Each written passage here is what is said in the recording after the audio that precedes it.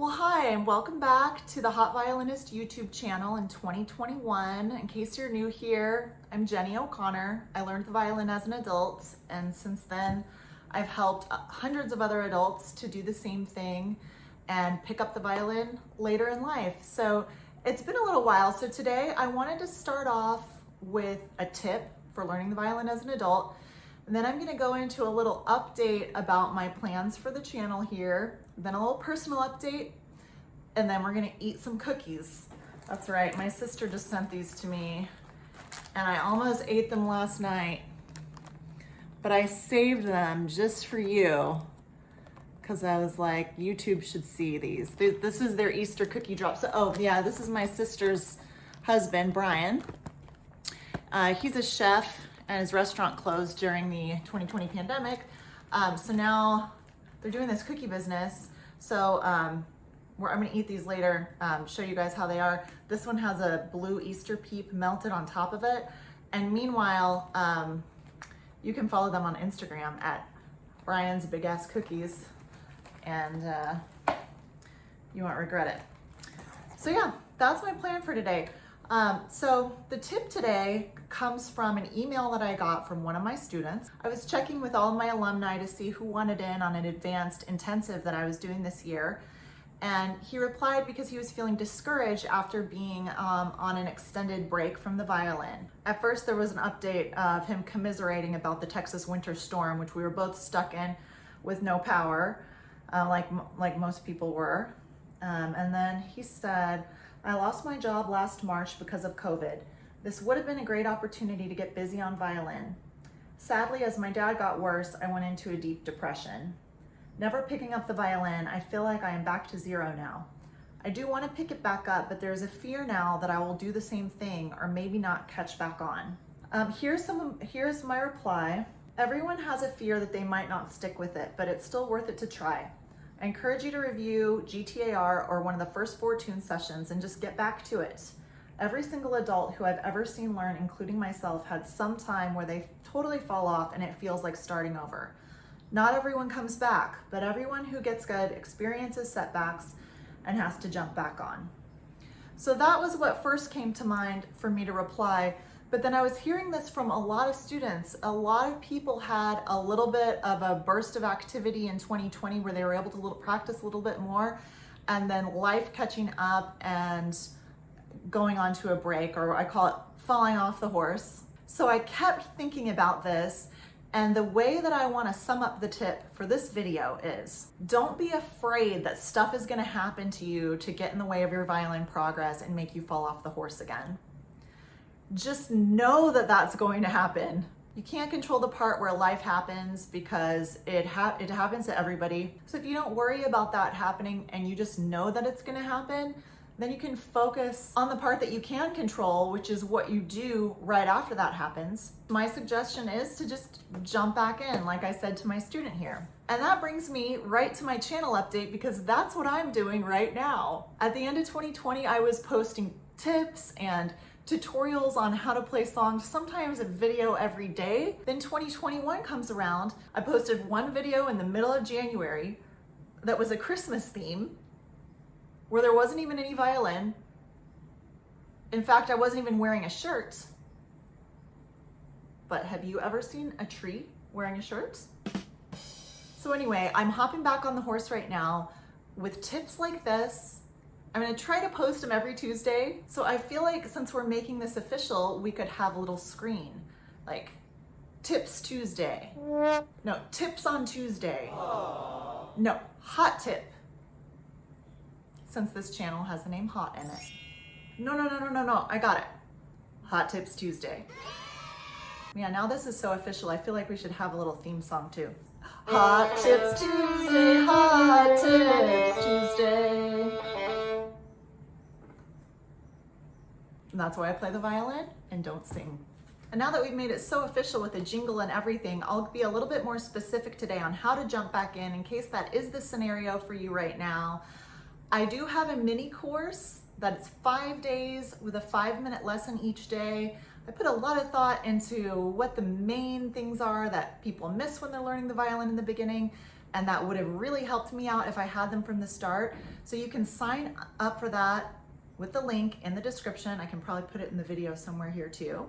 But once you sign up for the mini course, it takes a few days. So while you're waiting, one quick tip is that I recommend starting with small bow strokes when you're coming back to the violin. So see if you can play all of your tunes right here, about in the middle. If you were to split the bow into 4 quarters, 1, 2, 3, this third quarter right here. And really small bow strokes, mainly just moving your elbow. Open and close your elbow. Yeah, there's so much that you can play just in that section.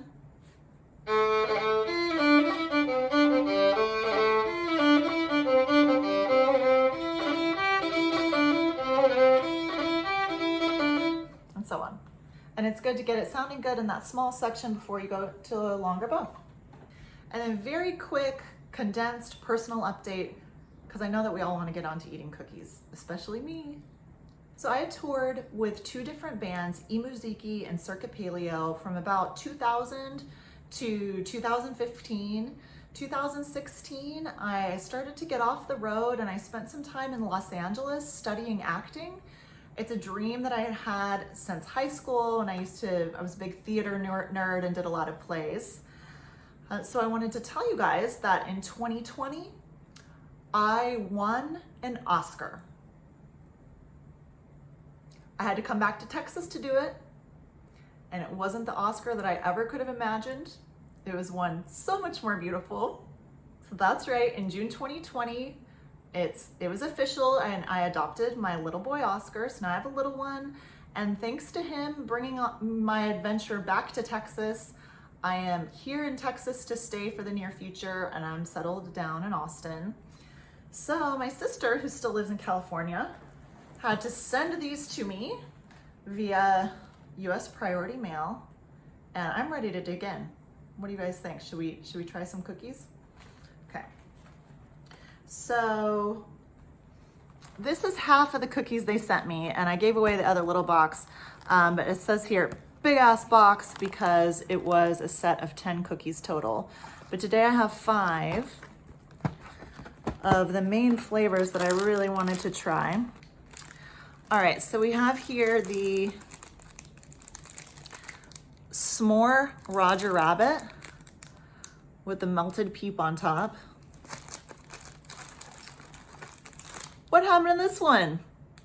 Okay, it was me at lunchtime. I told you guys I waited for you, but I didn't completely wait. And this one is the Kiss, which is the chocolate chip. And I'm so glad that they baked this one. They sent me a sample pack of their first round of cookies, and they had a bunch of fancy flavors. I found myself at the end thinking, where's the good old tried and true chocolate chip? And sure enough, then they added that in. This is the one that I am most dying to try. This one is called the Blue Poppy, and it's blue sprinkles with a lemon frosting and lemon poppy seed cookie. I love lemon. One of my favorite recipes that I make are, I made around Game of Thrones season, and they were Sansa's lemon cakes, but mine are all gluten-free and sugar-free, and they don't really taste that good. And this one is berry berry oatmeal. And this cookies and cream bomb. Okay, so this is the S'mores Roger Rabbit.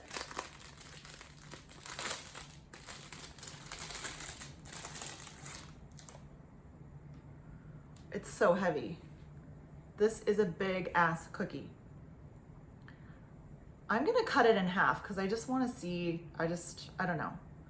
I've always enjoyed acts of violence against marshmallow Easter candies. I was talking to my sister on the phone, and she put these little peeps in here. Do you guys see how cute this is? My sis and my brother-in-law, Brian, they put so much love into this.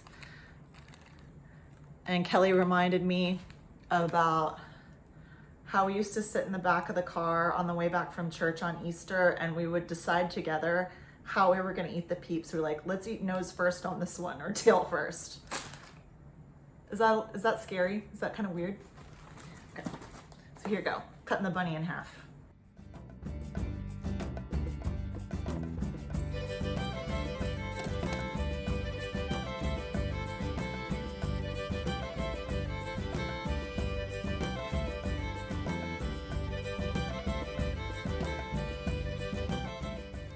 Chocolate and marshmallows. Oh, look, it has actual graham crackers there too. It's big hunks of graham cracker. Oh.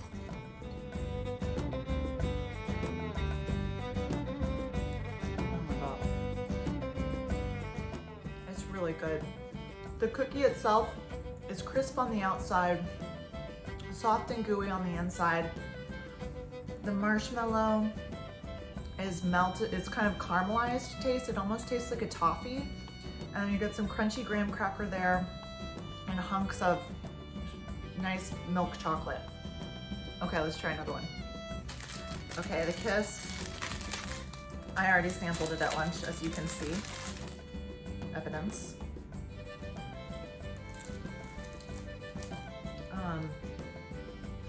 It has sea salt on top, dark chocolate.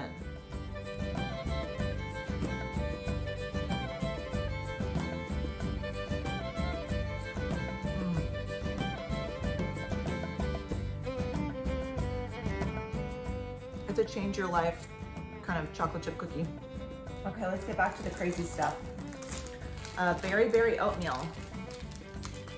I love oatmeal cookies.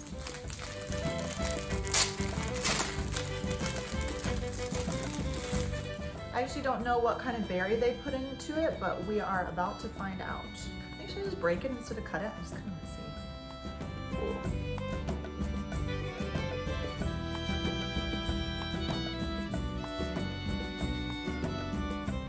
Oh my God, blueberry.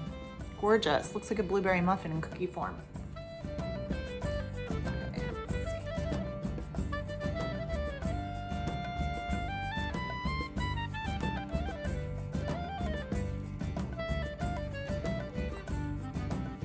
Oh my God.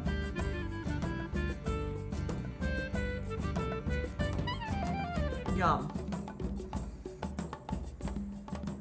Super strong cinnamon, taste of vanilla, juicy blueberries, and then this crunchy sugar crystals on top. I love that one. But I love a good oatmeal cookie. Okay, I'm saving the lemon one for last because I think that's gonna be my favorite. So now let's hit up cookies and cream bomb.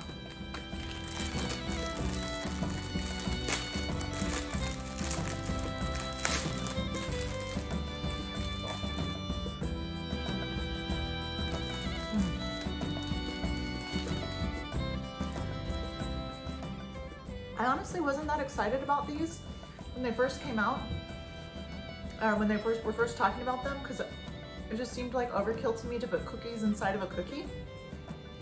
I was so wrong. This reminded me how addicted to Oreos I was, and the Oreo cookie just embedded in regular cookie is amazing. I am gonna cut this one in half so you can see.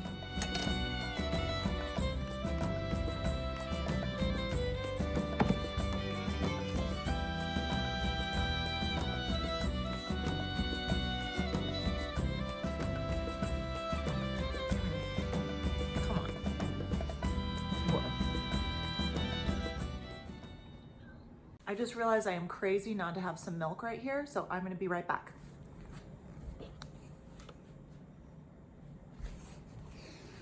This is almond milk, and I really wish that it wasn't. I'm eating real cookies. I should have some real milk. This is what I've got.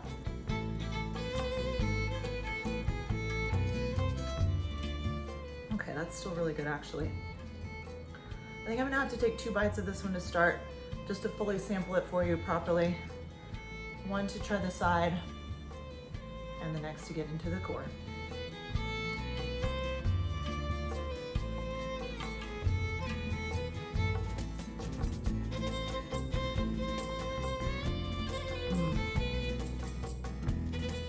Chewy cookie with crunchy Oreo. It's so good.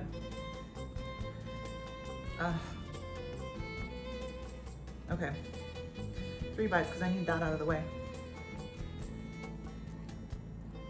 so that I could dunk this part. Get in there.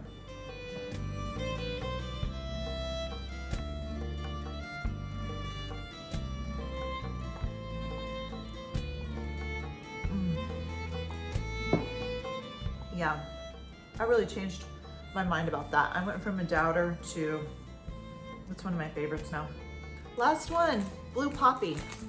This is the name of their catering company, and they did really nice chef-prepared, home-cooked meal delivery all throughout the pandemic. This is a nice little nod, nod to that original business. This one feels like it's gonna break in half just from its own weight in my hand. So I'm just gonna let that happen.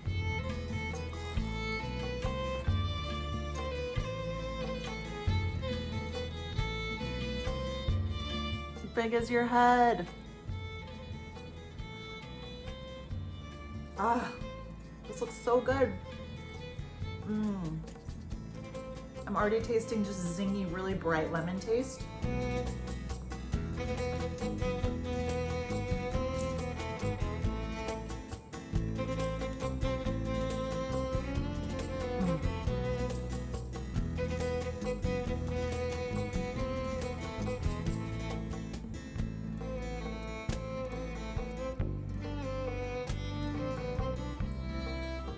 Yep, that one is absolutely my favorite.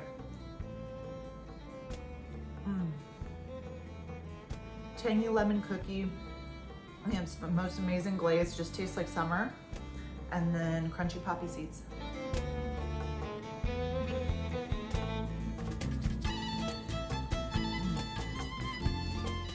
So there you go.